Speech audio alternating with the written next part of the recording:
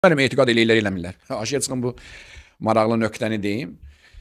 Deyir ki, Həzrət Peyğəmbər sallallahu aleyhi və alihi və səlləm əmr eləmişdi döyüşlərdə ki, hər kəs düşmənlərdən biri La ilahe illallah Muhammedun Resulullah dedirsə, onu öldürməyin.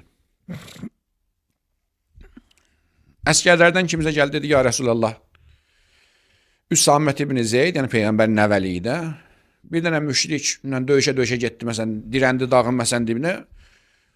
Üsamə artıq qalib gəlmək üzrə idi. Həmən o müşrik qayıt dedi la ilahe illallah Muhammedun Resulullah. Üsamə də saldı qılıncı qarnını öldürdü məsələn. Başını kəsdi, yəni qarnına soxdu qılıncı öldürdü. Yəni onun imanına məhəl qoymadı. Dedi çağırın gəlsin yanıma.